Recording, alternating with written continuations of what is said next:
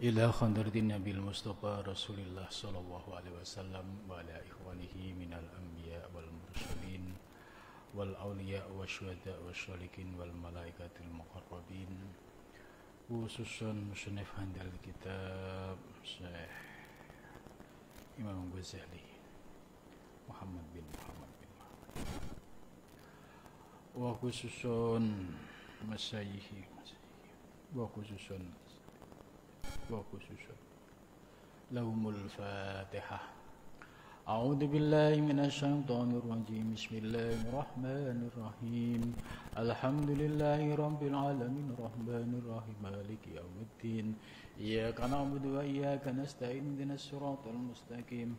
Siratal ladzina an'amta 'alaihim ghairil maghdubi 'alaihim waladdallin. Bismillahirrahmanirrahim.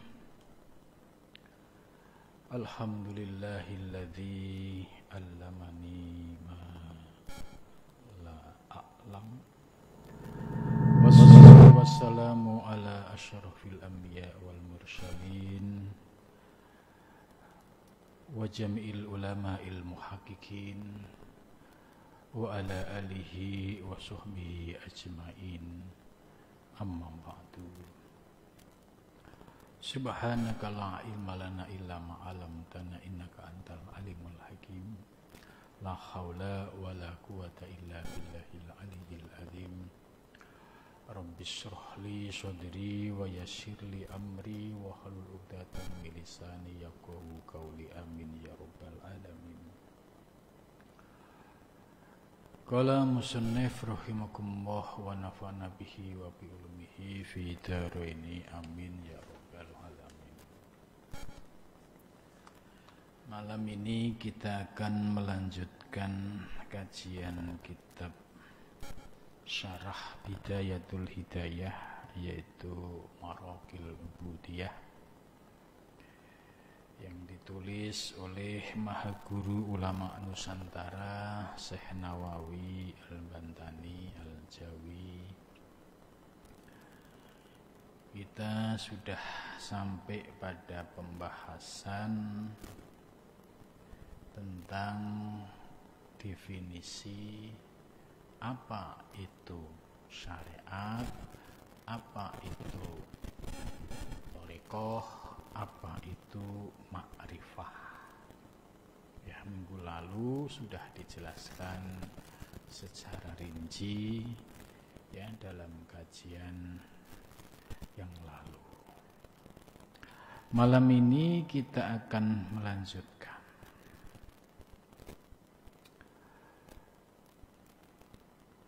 Kama qala al-Imam Malik. Ini mengutip pernyataan Imam Malik radhiyallahu anhu. Man amila bima ulima. Man barang siapa, amila yang mengamalkan, siapa man, bima dengan sesuatu ulima yang telah diketahui.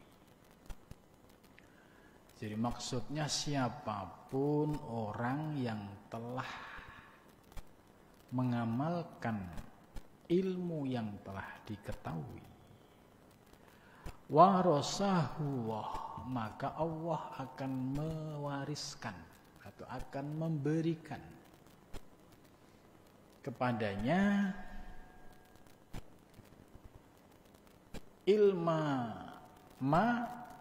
ilmu tentang sesuatu lam ya'lam yang tidak diketahuinya.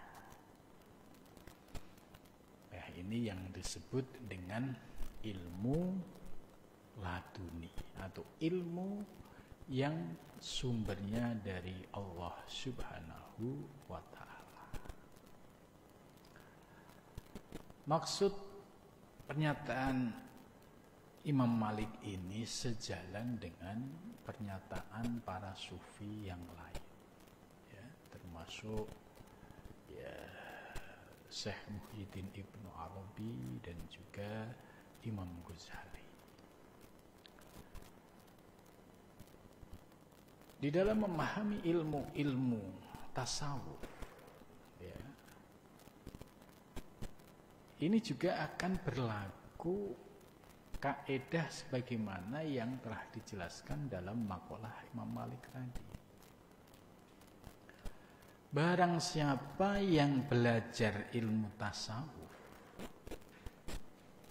kemudian ilmunya dipraktekkan, ya walaupun paham sedikit tapi diamalkan, ya ilmunya itu benar-benar merembes masuk ke dalam hati, diamalkan,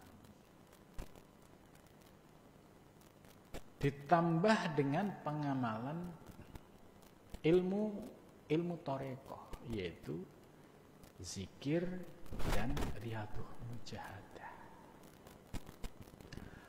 Maka apabila ini dilakukan, ya, batiniahnya menjadi bersih, pikirannya menjadi jernih, jiwanya menjadi bersih, maka ketika batiniahnya sudah jernih, bersih, Allah akan menurunkan ilmu-ilmu asrar uluhiyah. Ini teorinya dalam ilmu tasawuf yang dijelaskan oleh Syekh Muhyiddin Ibnu Arabi. Jadi ada rasionalisasi.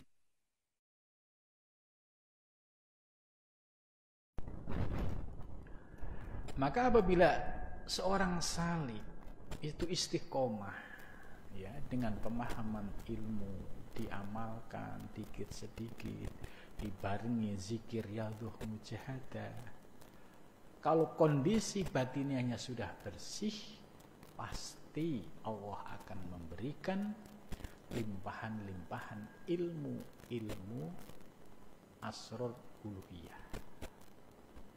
Itu ibaratnya menurut Ibnu Arabi, ini wadahnya sudah siap, andai dimasuki air jernih berupa asrar uluhiyah.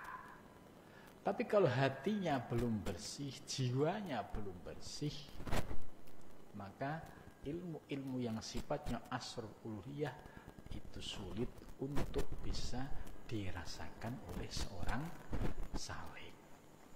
Maka teorinya Syekh Ibnu Arabi, ya, dalam proses ilmu, ya, ada 3 tahapan. Yang pertama ilmu akli. Ilmu akli itu ilmu yang didasari dengan pemahaman, rasionalitas. Ya, contoh ketika dia mendengarkan pengajian, ya, menurut akalnya itu bisa dipahami, diterima, kemudian batinnya juga cocok, ya, kemudian diamalkan secara bersungguh-sungguh. Nah, ini sebagai pertanda ilmu ini sudah masuk pada wilayah yang pertama, ilmu akli. Contoh tentang teori tazkiyatun nufus, ya, dalam kitab Ihya Ulumuddin misalkan. Apa yang disampaikan oleh Imam Ghazali, dia menerima, memahami, dan merasakan dirinya belum sampai pada tahapan itu. Tapi ketika dia sudah mulai ada pemahaman, ya, kemudian ada keinginan supaya saya juga bisa mencapai pada tahapan tazkiyatun nufus, dibarengi dengan zikir dan riyadhah mujahadah, maka lambat laun ilmu yang berdasarkan ilmu akli tadi akan turun menjadi ilmu ahwal. Jadi yang kedua menjadi ilmu ahwal. Ilmu ahwal itu apa? Ilmu ahwal itu ilmu yang dihasilkan dari proses pengamalan apa yang telah diketahui. Ini namanya ilmu ahwal. Contoh misalkan, ya, di dalam ajaran tasawuf, ya, salah satunya, ya, ketika menghadapi ujian dan cobaan, yaitu disuruh sabar. Ya, Apa itu sabar? Ya sabar itu mengikuti kehendak Allah. Kenapa sih harus sabar? Karena ada dua kehendak yang saling berlawanan. Kehendaknya si hamba, dia pengennya sesuai yang diimpikan. Serba indah, serba manis. Ini keinginan hamba. Sementara Allah punya kehendak lain. Maka ketika kehendak hamba ini ya tidak menjadi kenyataan, kemudian Allah menunjukkan kehendaknya yang berupa pahit menurut hawa nafsu, tapi kalau ini dirasakan, ya lambat laun akan menjadi pencerahan rohaninya. Akhirnya bisa berkata, oh ini toh yang namanya sabar. Jadi sabar ini dalam pengertian sudah dirasakan. Bukan sabar teori. Sabar teori itu kan ketika ada orang susah, sedih, ya sudah kamu sabar. Enak di lisan. Tapi proses ya mengalahkan kehendak dirinya, mengikuti kehendak Allah, ini rasanya berat. Ini ibaratnya jiwanya ini akan dibersihkan. Karena dia masih kekeh dengan kehendaknya. Seolah-olah apa yang dikehendaki itu pasti terjadi. Sementara Allah punya kehendak lain. Dan kehendak Allah pasti terjadi. Karena itu seorang hamba harus mengikuti kehendak Allah. Proses mengikuti kehendak Allah ini namanya sabar. Pasti ada hikmahnya. Kita disuruh introspeksi. Kita disuruh mengoreksi ke dalam diri. Apakah ada salah? Apakah ada langkah yang salah? Itu. Kemudian membangun, membersihkan lahir batin. Disitulah baru merasakan, oh sabar itu seperti itu. Ya. Ibnu Arabi menggambarkan secara konkret contoh. Orang belum merasakan madu. Bercerita tentang madu, ya sulit menggambarkan. Tapi orang yang sudah merasakan madu ketika disampaikan soal madu, oh iya saya sudah merasakan. Rasa ini kan sulit untuk didefinisikan. Oh iya itu sudah saya rasakan. Sama. Sabar, syukur, ridho, qanaah. Bagi para sufi itu nyata. Itu dirasakan, bukan teori. Bagi orang yang masih belajar tahapan awal ilmu-ilmu tasawuf, yaitu menjadi teori. Teori tasawuf, ya hal, makomat, ya ini adalah sabar, syukur, ini teori. Tapi bagi para salik, itu sudah menjadi amali, karena dirasakan. Pahit getirnya jadam sudah merasakan. Manisnya madu sudah dirasakan. Sama ketika dia menghadapi ya warna-warni ujian dalam kehidupan. Ketika diuji oleh Allah, oh dia bisa sabar. Kokoh ya, tidak mudah mengeluh ya, tetap pada pendirian untuk istiqomah menuju Allah Subhanahu wa taala. Ya memang pahit gitu. Karena ini sebuah proses penyucian lahir dan batin. Nah, ini yang dimaksud oleh Syekh Imam Malik. Nah, ketika ilmu merasakan proses menikmati sabar inilah kita akan merasakan hal-hal yang baru. Ini yang disebut warasahuwah. Ya, ilma malam ya'lam, malam yu'lam, ya dibuat majul. Allah memberikan suatu ilmu yu'lam yang belum diketahui. Itu. Ini maksud dari penjelasan seperti ini. Sangat nyambung apa yang disampaikan oleh Syekh Imam Malik dengan oleh Syekh Ibnu Arabi. Ya. Kemudian tidak berhenti sebatas ilmu ahwal. Kalau dia istiqomah, ya tetap menuju Allah dalam kondisi apapun, kemudian ya tahapan pembersihan ruhannya sudah mulai, grafiknya membaik, gitu. Kemudian dibukakanlah pintu-pintu ruhani oleh Allah sehingga dapat merasakan perjalanan rohani, pengalaman-pengalaman rohani, dan mendapatkan ilmu-ilmu asrar. Nah, ini yang semacam ini sudah menjadi pengalaman para ahli thariqah, pengalaman para sufi, pengalaman para salik. Karena apa? Dia sudah menapaki jalan yang benar antara memahami teori kemudian diamalkan dalam praktek sehingga menghasilkan ilmu-ilmu baru, ilmu-ilmu yang basisnya bukan dari buku, tapi ilmu yang basisnya dari pencerahan ilahiyah. Nah, ini kelebihan para sufi itu memperoleh anugerah ilmu itu.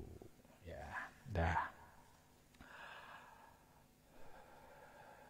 Wala wusula ayyuhas salik ila nihayatiha. Dan tidak akan sampai, ya, tidak akan wusul ilallah ayyuhas salik, wahai para salik, para pejalan, ila nihayatiha, sampai puncaknya ibadah. Illa ba'da ihkamin bidayatiha, kecuali setelah menetapi permulaan ibadah. Ini. Jadi jelas ini garis besar ya dari penjelasan sebelumnya.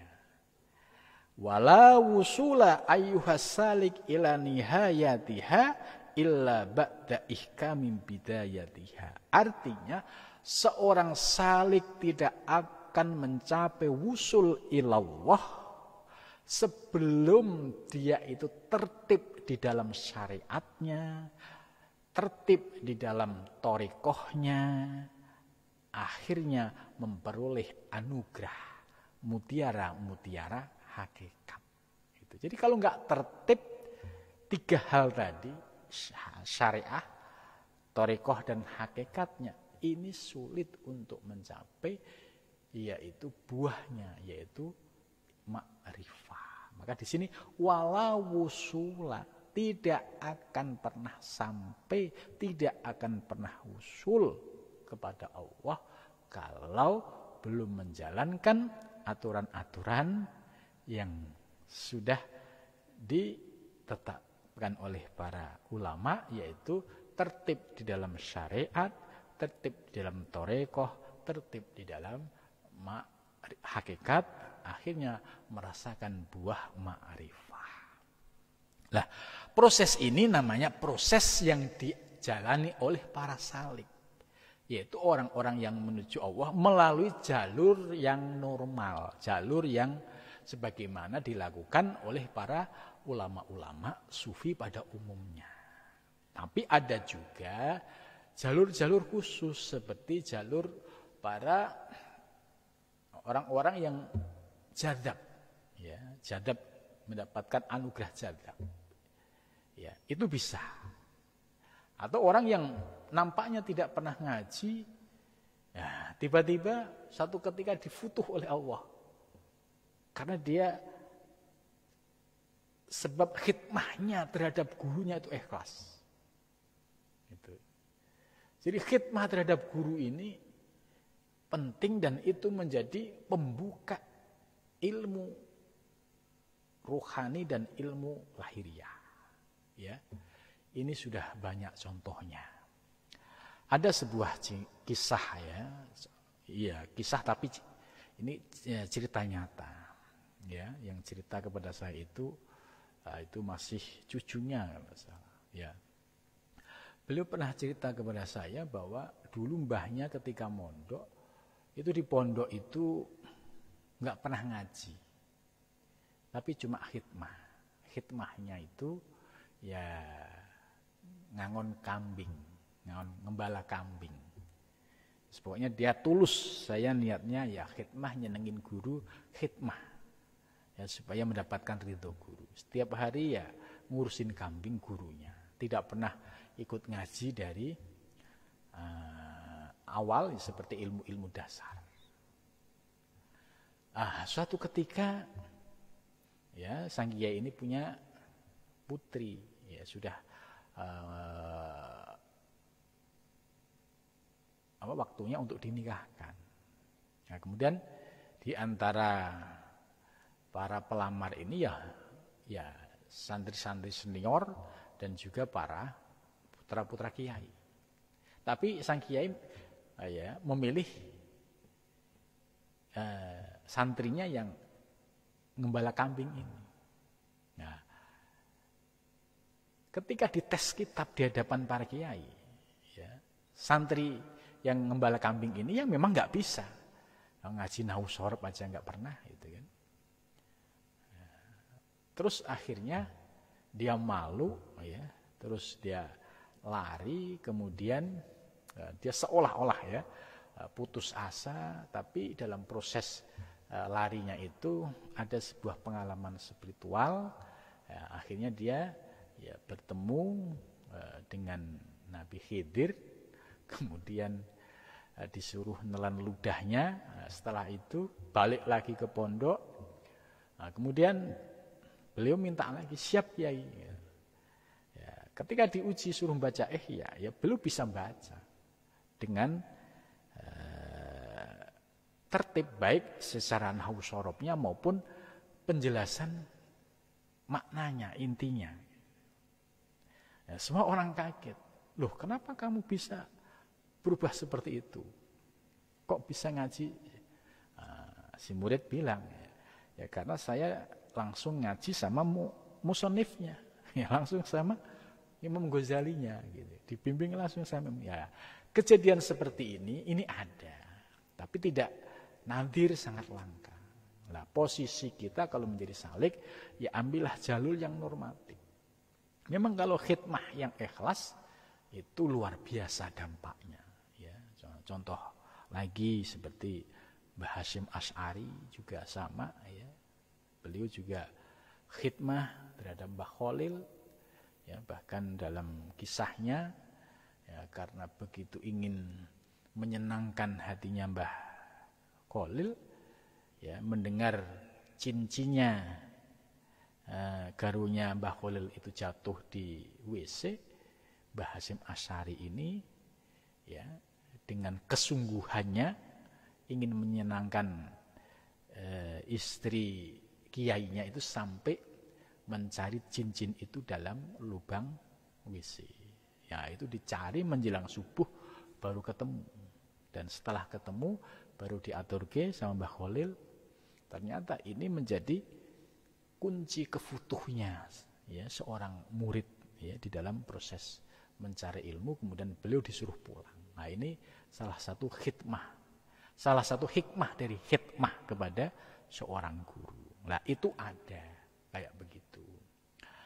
Nah, tapi kalau kita mau ngambil jalur yang normal, ya pakailah tadi prakteknya, ya syariatnya tertib, torekohnya jalan, kemudian hakikatnya juga diamalkan, sehingga dia merasakan apa yang disebut dengan ma'rifah.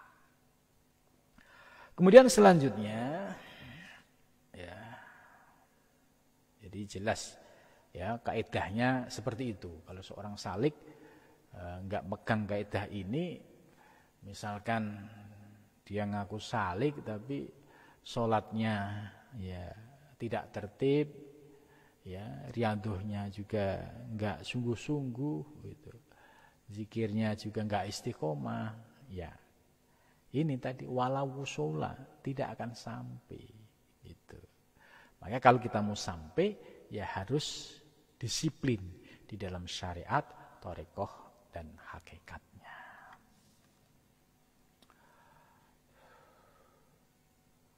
Wala usura, dan tidak ada ilmu ai la mururo, ya tidak akan lewat ala batiniha, pada batiniahnya, illa ba'dal wukufi, kecuali sesudah wukuf. ayil musyahadah ala dohiriha, atas dohirnya. Nah, ini menarik ini. Syarahnya yang ditulis oleh Syekh Nawawi ya itu cukup bagus sekali, dan ini ya sebagaimana ajaran para sufi ya Imam Ghazali dan juga Ibnu Arabi. Ya, maksudnya begini.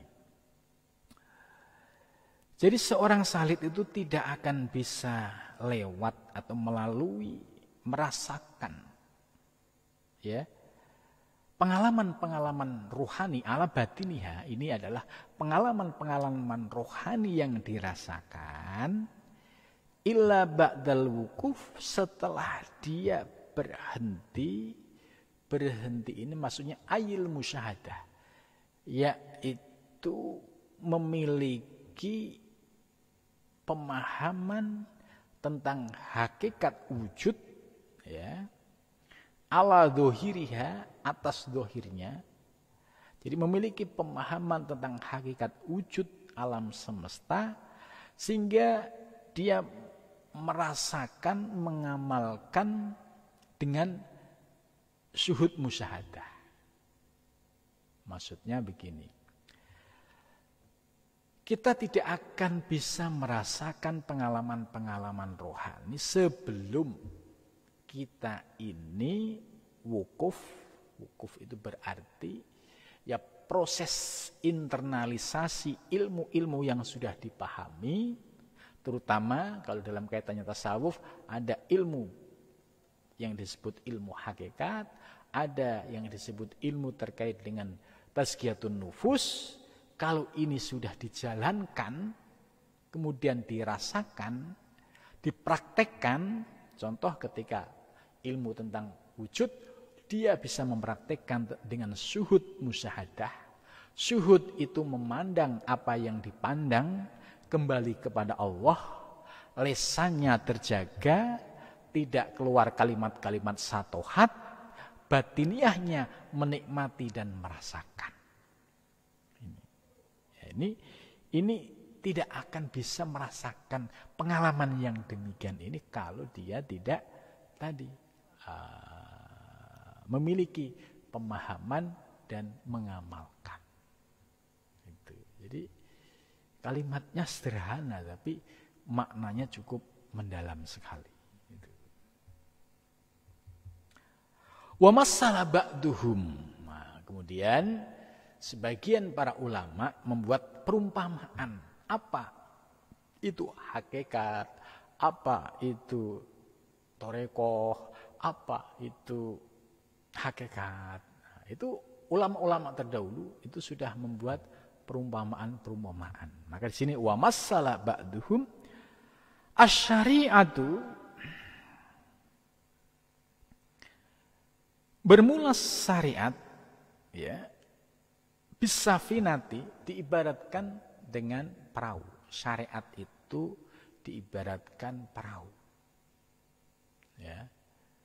Ini ilustrasi ini supaya kita bisa menggambarkan perjalanan seorang salik menuju Allah. Ya. Dengan ilustrasi ini ada rasionalisasi. Oh, menurut akal bisa dipahami, bisa diterima. Ya, ibarat seorang menyeberang lautan, perlu menggunakan namanya sarana, wadah. Wadahnya yaitu perahu, safinah. Begitu juga orang menuju Allah juga dibutuhkan sarana. Sarananya apa? Yaitu ilmu syariah. Apa itu ilmu syariah? Ilmu yang membahas, mempelajari aspek-aspek dohir dari ibadah, mulai dari wudu, sholat, ya, dan seterusnya. Ini harus dipahami ya secara ilmu fikihnya. Nah, setelah ini diamalkan, nah ini ibaratnya ini perahu. Artinya syariat ini ya mau nggak mau harus dilaksanakan. Perintah sholat 5 waktu harus dilaksanakan. Ditambah nawafilnya harus dilaksanakan. Karena supaya perahu ini kokoh dan bisa tahan banting melewati yaitu ombak di tengah laut. Itu maka harus tertib syariatnya dulu. Nah, kemudian berikutnya wat-tariqatu dan bermula thariqah bil bahri diumpamakan seperti laut. Itu thariqah. Ya, jadi syariatnya itu perahu, thariqahnya itu hamparan laut. Jadi kalau perahu nggak ada laut ya nggak jalan. Itu. Ini jelas ya. Jadi thariqah diibaratkan sebagai lautan. Kemudian wal haqiqatu dan bermula hakikat bil lu'lu ya dengan permata, dengan mutiara. Nah, di dalam lautan ya ini ada hal yang istimewa yaitu mutiara. Fala yahsulu al-lu'lu illa minal bahari. Fala yahtasilu, orang tidak akan bisa memperoleh permata kecuali ada di laut. Ini. Illa minal bahari. Itu. Wala yatawassulu ila lujjatil bahari, dan tidak akan sampai pada tengahnya laut illa bisafinah, kecuali dengan perahu. Gitu. Nah, sebab kalau orang menyeberangi laut yang cukup tanpa batas, ya dengan berenang, ya kekuatannya tidak akan pernah bertahan lama. Maka perlu sarana, yaitu safinah, perahu. Lah, adanya mutiara-mutiara itu di tengah laut. Ya, orang untuk mendapatkan proses mutiara ini membutuhkan sebuah proses panjang, mulai dari sarana perahu, kemudian menyelam ke dalam lautan. Karena mutiara itu adanya di dasar laut. Ini perlu perjuangan, perlu mujahadah. Jadi perumpamaan sama dengan orang menuju Allah.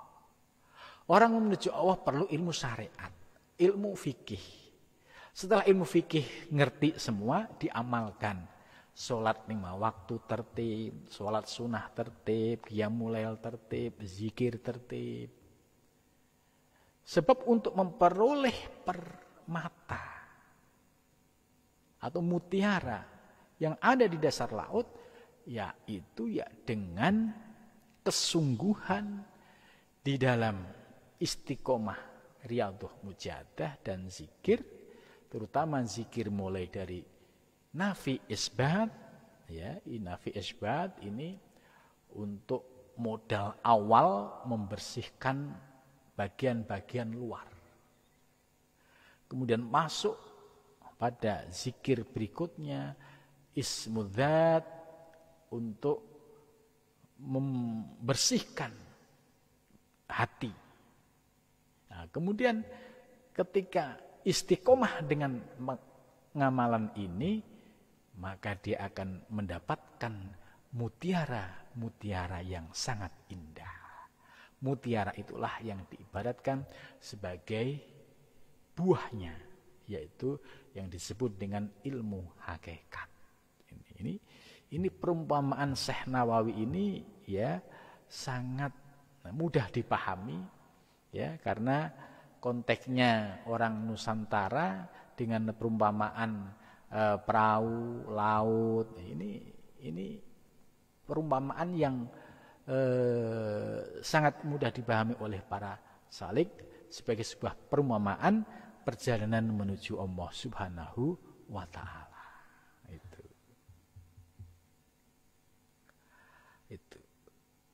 Wa masalah ba'duhum. Nah, jadi jelas ya. Jadi Syekh Nawawi ya cukup luar biasa memberikan sebuah perumpamaan yaitu syariat, thariqah, hakikat itu ibarat ya perahu, laut dan mutiara. Itu. Nah, ini para santri ya jangan berhenti pada ilmu syariat tok. Itu. Kebanyakan para santri ya abad 20 ini setelah ngaji fikih ya sudah. Ya dianggap itu sudah sempurna. Padahal fikih ini bagian aspek luar. Ya. Untuk mendapatkan inti ya perlu ilmu tasawuf, ilmu thariqah itu. Itu kan ilmunya orang tua. Siapa bilang? Ya. Itu dulu yang ngamalin di kampung-kampung itu kan orang tua.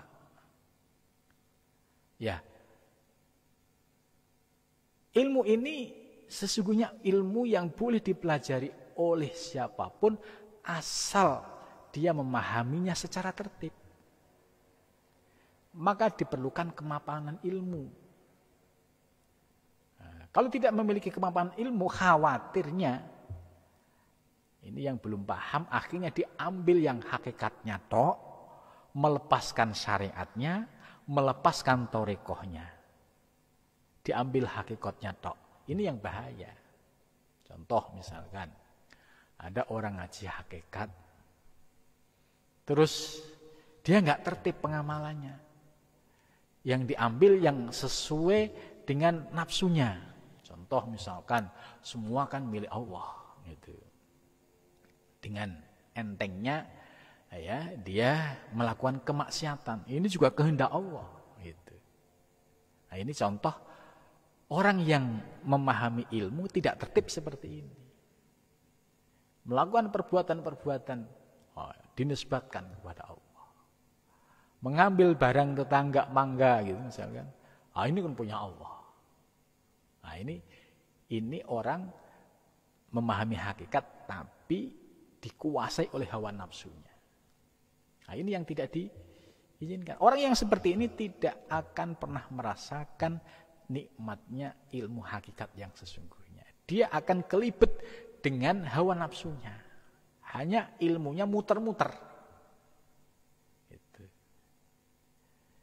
Maka kalau tidak tertib di dalam syariat, thariqah dan hakikatnya, ya pasti dampaknya itu muter-muter ilmunya, ya sudah jelas tadi, la wusula, tidak akan pernah bisa wusul. Mungkin secara lesan dia pintar berteori, tapi secara zuk, secara rasa sulit untuk bisa merasakan, apalagi sampai kepada ma'rifah. Maka menurut penjelasan Syekh Nawawi harus tertib di dalam syariatnya, kemudian hakikatnya dan thariqahnya. Ya. Selanjutnya, wa masalah ba'duhum hadis salasah. Ya. Dan sebagian ulama juga membuat perumpamaan terhadap 3 hal tadi, yaitu syariat, thariqah dan hakikat. Apa? Bin narojili dengan buah kelapa. Gitu. Ini perumpamaan yang sangat Nusantara sekali. Gitu. Karena buah kelapa ini adanya di Nusantara. Gitu. Ya, di Timur Tengah ya, sulit kita menemukan buah kelapa. Ya, kecuali di sana ya menemukan buah kurma. Gitu. Maka para ulama ini itu selalu memberikan perumpamaan-perumpamaan itu sesuai konteks daerahnya. Ya. Seperti Sayyidina Ali ya, pernah memberikan perumpamaan soal hakikat itu ya ibarat laut, kemudian ombak, buih. Ya, ini Sayyidina Ali karena konteksnya ya pada zaman itu Arab itu kalau di daerah Jeddah itu memang ada laut. Ya, itu bisa ditafakuri muncul yaitu istilah-istilah atau pencerahan-pencerahan rohani tentang hakikat laut. Oh, hakikatnya ya air gitu. Kemudian Syekh Hamzah Fansuri, ulama Nusantara abad ya 17 Masehi awal ya. Beliau dalam menggambarkan sebuah ajaran hakikat itu dengan perumpamaan yang mungkin saat itu di Aceh cukup banyak, yaitu seperti kapas, benang, kain. Nah, ini perumpamaan yang seperti ini untuk mendekatkan paham. Kapas itu zat awal, kemudian diproses menjadi benang. Benang diproses menjadi kain. Gitu. Jadi ini hakikat, ya, thariqah syariat. Kalau sudah berupa benang, jangan dipanggil kapas. Kalau sudah berupa kain, jangan dipanggil kapas lagi. Kalau sudah berupa baju, jangan dipanggil kapas lagi. Ini perumpamaan ini maksudnya ketika memahami hakikat wujud, ya sudah muncul tajali-tajali wujud, ya panggillah sesuai namanya, tapi hakikatnya kembali kepada Allah, gitu loh. Jangan dipanggil secara lahiriah, ini apa? Allah, ini apa? Allah. Ini namanya mabuk, nggak paham ilmu, nggak paham mempraktekkan. Akhirnya menimbulkan masalah. Nah, ini akibat tidak memahami ilmu secara utuh ini. Nah, di Jawa juga muncul para ulama-ulama di Jawa ya memberikan perumpamaan, ya, yaitu wayang, dalang, kelir. Nah, ini perumpamaan ya hakikatnya makhluk itu seperti wayang. Gerakannya semua tergantung dari sang dalang. Kelir ini ya sebuah kehidupan, kan sama. Nah, ini perumpamaan-perumpamaan yang semacam ini adalah perumpamaan yang disampaikan oleh para ulama untuk memudahkan pemahaman kepada para muridnya. Nah, Syekh Nawawi ya memberikan perumpamaan tadi, pertama perahu dengan laut dan mutiara. Kemudian perumpamaan yang berikutnya ini mesti ya, paham semua, yaitu dengan perumpamaan buah kelapa, ya, binar rojil. Fasyariatu kal qasri, syariat itu ibarat bagian luarnya. Kalau bahasa Jawa namanya sepet, ya, itu bagian luar, kulitnya. Itu syariat, ya. Kemudian kal qasri ad-dhuhir, ya, maksudnya yaitu kulit bagian luar. Wat thariqatu kalub, thariqah itu seperti buah kelapa, buah yang ada di dalamnya. Kan ada bagian luar, kulit luar, kemudian ada batok, setelah batok itu kemudian ada buah kelapa. Ini wat thariqatu kalub. Thariqah itu seperti buah kelapanya. Wal hakikatu kadzihni, sedangkan hakikat seperti minyaknya.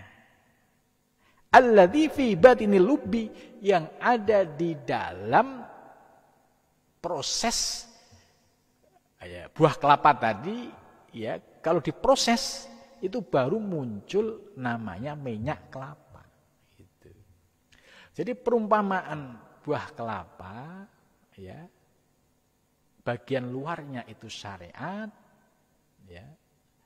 Kemudian di dalamnya ada buah kelapa, itu diibaratkan sebagai thariqahnya, sedangkan hakikatnya ibaratnya seperti minyak yang dihasilkan dari proses buah kelapa tadi.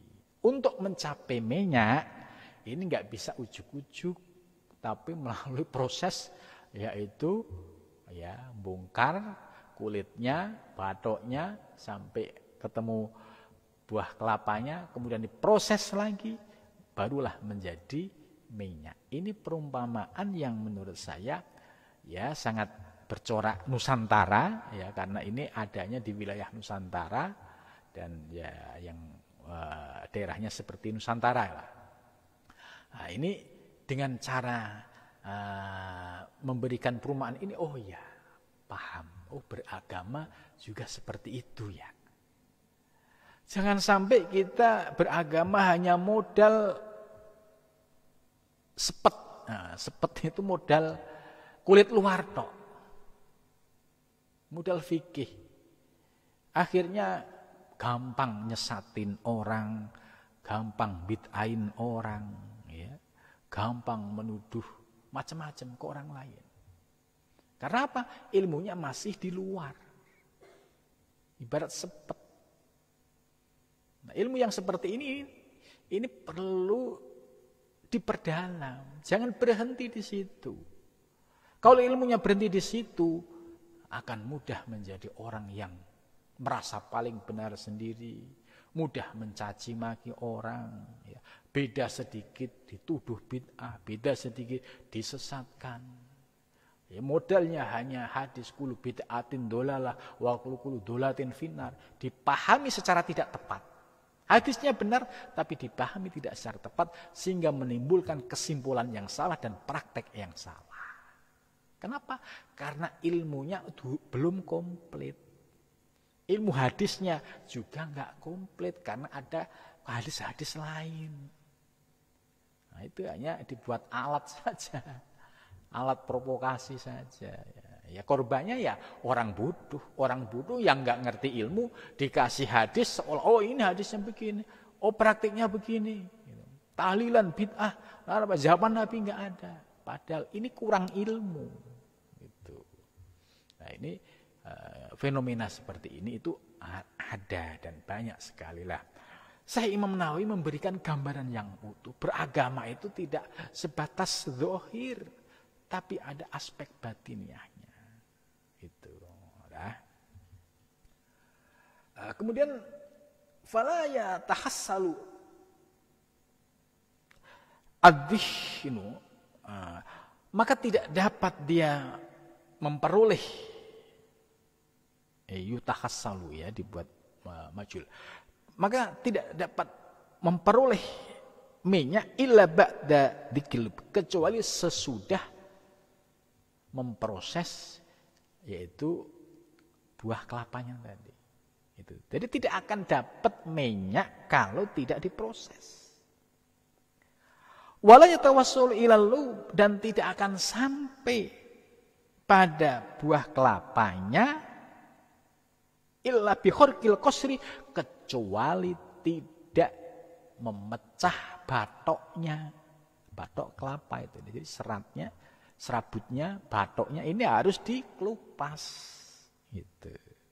Wa yuqalu, ini jelas. Jadi perumpamaan seperti ini adalah menggambarkan kita supaya kita ngerti loh peta agama itu ada 3 aspek yang kadang kala kita mengabaikan, ya. Apakah ini perumpamaan ini ya termasuk bid'ah? Ya. Ini yang suka bid'ah ini ketahuan ya, ilmunya pas-pasan. Ini hanya perumpamaan supaya orang Nusantara itu gampang paham. Kalau dilacak apakah ini ada dasarnya menurut hadis Nabi? Ya ada.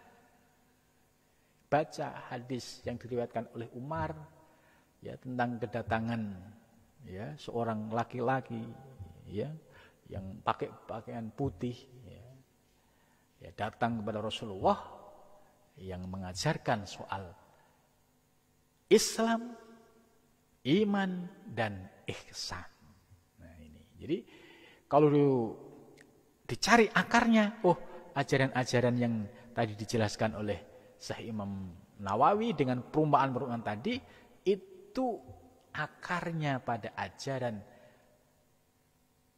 rukun Islam, ini yang disebut aspek lahiriah. Kemudian iman, ini disebut aspek keimanan batiniah, kemudian ihsan. Ini yang disebut aspek hakikatnya.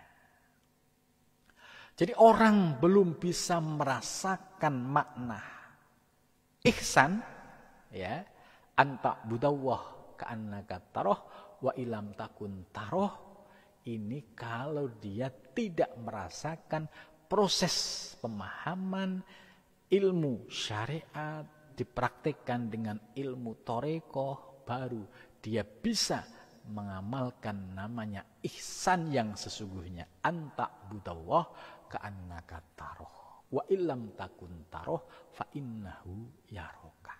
Gitu. Jadi ketemunya di sini. Jadi orang-orang ahli torekoh itu dalam rangka untuk mencapai yaitu kualitas ihsan yang grade pertama. Grade pertama, anta budawah ka'annaka taroh. Beribadahlah kepada seolah-olah kamu menyaksikannya. Nah, orang yang bisa menyaksikan dengan syuhud musyahadah, itu ya orang-orang yang paham ilmu hakikat ilmu torekoh.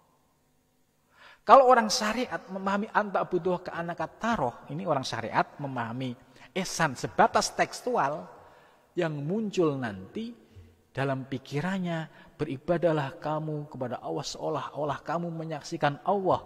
Maka yang muncul ketika Allahu Akbar, kaligrafi Arab, tulisan alif lam lam ha.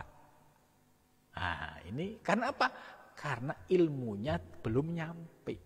Maka yang ada muncul, oh kan disuruh beribadah seolah-olah bisa menyaksikan Allah. Apakah itu Allah? Itu tulisan. Itu kaligrafi. Nah, itu. Maka ya untuk mencapai pemahaman yang sebenarnya prosesnya tadi panjang ya. Ulama Jawa juga memberikan perumpamaan ya seperti keris itu syariat. Ya, keris ini perlu warongko. Maksudnya keris ini ibaratnya isi, sedangkan keris ini perlu namanya warongko. Warongko itu ya wadahnya, penutupnya. Integrasi antara warongko dan keris menambah sisi eksotisme keris menjadi indah. Ya, nampak dari aspek eksotisnya muncul, keindahannya muncul. Itu. Ini perumpamaan-perumpamaan seperti ini jangan sampai ya salah paham. Itu perumpamaan enggak ada di dalam Islam, enggak. Ini ya tadi karena memahami baru 2 hadis ya sudah merasa paling Islam. Padahal ini masih levelnya masih kanak-kanak gitu loh, masih kanak-kanak, belum pemahamannya belum sampai pada sebagaimana hadis yang disampaikan oleh yang diriwayatkan oleh Sayyidina Umar, yaitu Islam, iman dan ihsan ya.